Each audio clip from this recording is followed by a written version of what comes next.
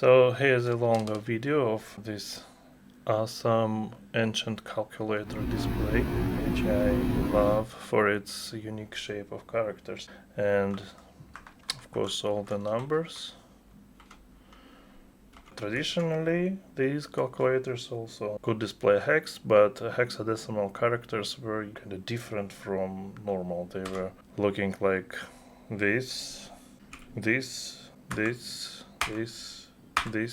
and space. So this is A, B, C, D, E, and not visible here, space. F, that is.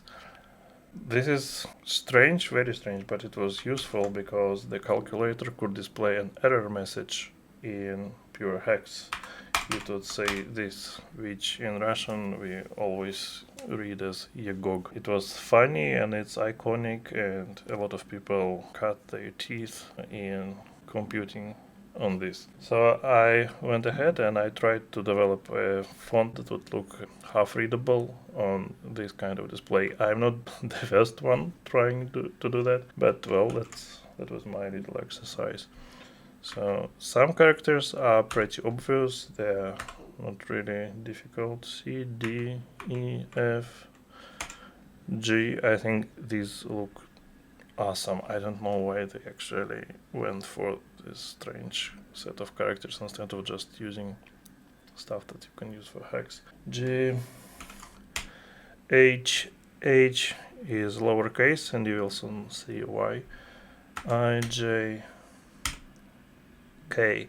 So this is where ambiguities begin, because K is obviously kind of difficult to tell from H, and everybody would probably think this is an H, but you cannot make a better K. So L, M, this is again a problem because you cannot put an M into a 7-segment matrix, but well, this is the charm of these displays. N, O, P, Q, R, S, T, U. Now V is not very V, but it will have to make do because W is much worse. And you can kind of combine different characters. I will show it later. X, again, we could use the same approach as with K, but we already have taken it for a K, and you will see soon that it actually looks nice. So X is, well, we have to agree on this. Y and Z. And Z is of course the same as 2 in the same way as S and 5 are also the same character. Right, we can also display some minus and equals. We can't really display plus. Punctuation marks that we can try to imitate. For example, I really like this exclamation mark in 2 positions. Hello! Exclamation mark. I think it looks really cool. It's very 7-segment, very VFD like. But the same doesn't really work well with a question mark. Although, well, you know what? It's what?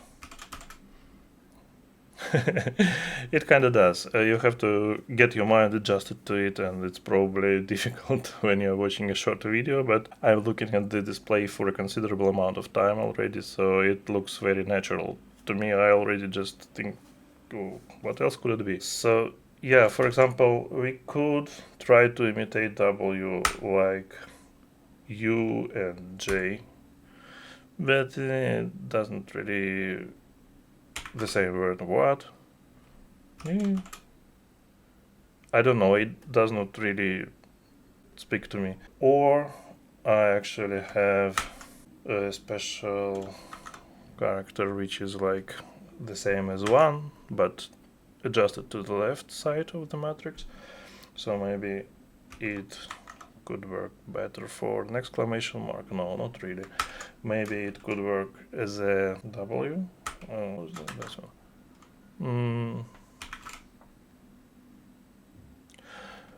It's probably a little bit better, but I still really don't see it. I think it's better to just adjust to a different alphabet. It's not so unusual, really. Latin alphabet has been changing a lot. It's time to dump those superfluous letters and just make do with what we have here. There is also a degree character. So, for example, we can display temperature. Yeah, so this is probably about it. It's a very nice display. A couple of words about the module itself. I just copied this different module, which is it's too dark to see. But anyway, it's a nice module that you can buy on AliExpress. It's formerly from a VCR, I believe, some fairly modern VCR, because it has MP3 and Wi-Fi icons in it. So it's based around PT6513. It's a VFD driver that does all the hard work.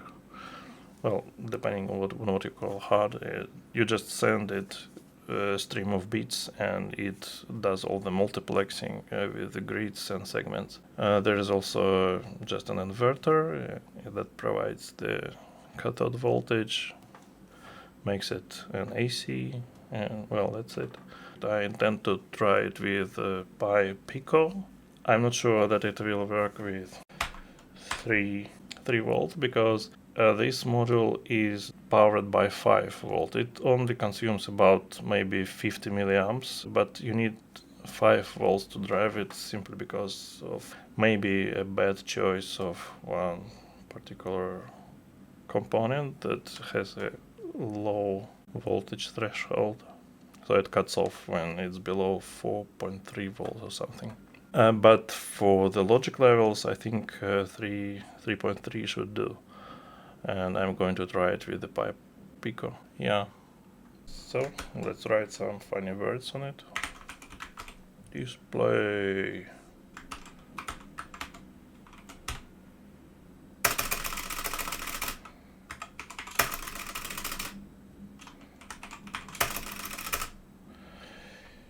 Yeah. You can find all the info linked in the description on Hackaday.io page and GitHub. It's pretty easy to reproduce. Keep in mind that these displays are old, they're about 30 years old, and they have really variable quality. I think maybe even new they were variable, but these days I have about 30% success rate with them. So, but my sample is obviously very small. I just bought 3, and out of 3, 1 works perfectly, although it's a little bit dim, but that's probably how they are. Another one has problem with a couple of positions at the right side. I am still not sure how it's possible, but they don't light up. The third one did not work at all, although I think maybe I have just tested it wrongly, so who knows.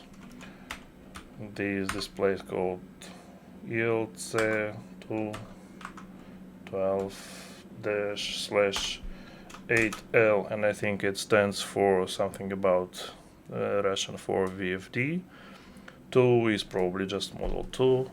12 is 12 grids that it has. Unfortunately, one grid, the leftmost one, can only display a minus character, like you can see here. And 8 is probably 8 segments, because it's like 8, and the dot is a different segment, separate one from the rest. Right, so thank you for watching, bye.